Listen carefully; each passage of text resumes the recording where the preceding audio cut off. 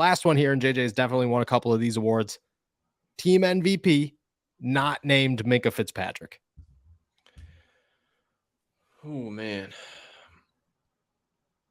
I got to go with Cam Hayward. I mean, I would have said Alex Oh, Highsmith until like the last month of the season, but I just think that what Hayward did over the last month of the season to help that defense, really turn around, and the defense is playing great, like not good ball, great ball to finish the year, and I understand that they were playing a bunch of bad quarterbacks, and sometimes that's just how the schedule rolls, but I think Hayward deserved that for sure. I mentioned the stat, they're, a bottom 10 defense without him on the field, and, they're top 3, top 4 with him on the field. So Cam would be the guy for me in terms of like team MVP. But Minkah, to me, bar none, the Steelers' best player this year, incredibly consistent, one of the best defensive backs in the NFL that I saw this year, closing games out, just very few mental lapses, big plays over the top after we got past like, the Buffalo and Philly games, which were complete debacles. But, I thought he played extremely well.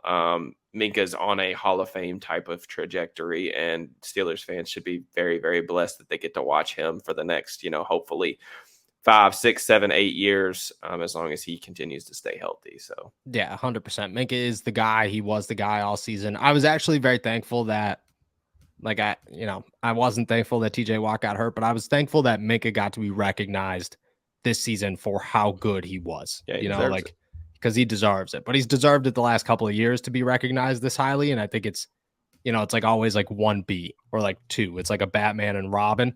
It's really a Batman and a Batman. Like, Minkah is as much of a life force to that defense as anybody. So I was happy to see him get that.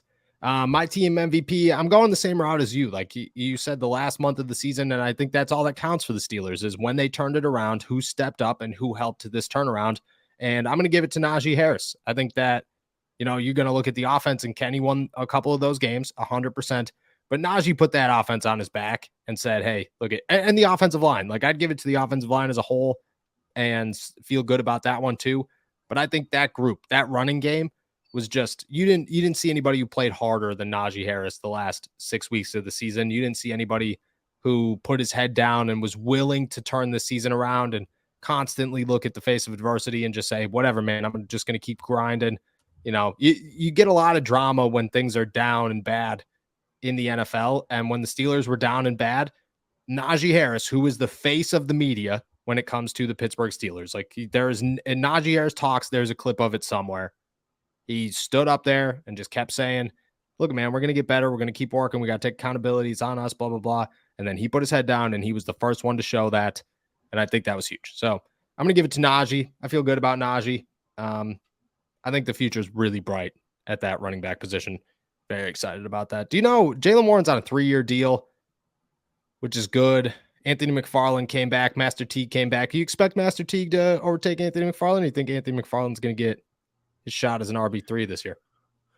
I think the RB3 will come down to whichever running back plays well in special teams in the preseason. Yeah, I so think it's going to be Master Teague, huh? Yeah, I mean, I think it just, or it could be an undrafted free agent. I mean, I don't want to count that out either. I mean, the Steelers could go get a guy that comes in and just takes that role, kind of like Warren did this year. So that I think the RB1, RB2 spots are taken care of. Especially, it's going to take a lot out of me not to watch too many running backs out of this class, because this running back class for the NFL draft is fantastic. It's really, really. What if they just shocked the world and went and got Robinson? I don't know where Robinson going to go. I have a team. Oh, Bijan? He going first round. He going top 20, 100%. He probably going to go top. I think he might even go like top 15, top 10. Bijan's special, man. He's a special cat. I am very much an advocate for not taking running backs in round one. Bijan is the exception to the rule. Yeah, you like saying that with a smile. You're just like, if I was a GM, I'm taking him. Dog. You don't ever feel great about taking him back in round one, but that he's special. I mean, watching him is unbelievable. And the thing that sticks out about Bijan for me is the creativity, the short area just burst and change of direction ability, the creativity as a runner, and the fact that he can legitimately be a slot receiver if you need him to, because he has good hands, he can run routes. Um, there's not really anything that I have concerns about. If I was to bet on like one person in this draft class to be a to turn into like an all pro caliber player, I think I have to go with Bijan. Like it would. Wow. I really think that that's the guy that I would bet on being that type of player. The only thing I want to see Bijan, and this is gonna be a hot take, but This I want whole to thing's see been a hot take. I want to see him in Atlanta. What? Atlanta does some crazy stuff. In the first round, they took Kyle Pitts, they took Drake London, That is true. That is true. They do need and a I running know. back. And Tyler Algier had 1,000 yards this season, but Atlanta's offensive line got some maulers on it. Chris Lindstrom played at an All-Pro level this Yeah. year. Arthur Smith in that wide zone, outside zone scheme. I think that he like him getting his version of Derrick Henry, 21 years old. You got Algier there, so you don't have to run the wheels off of him.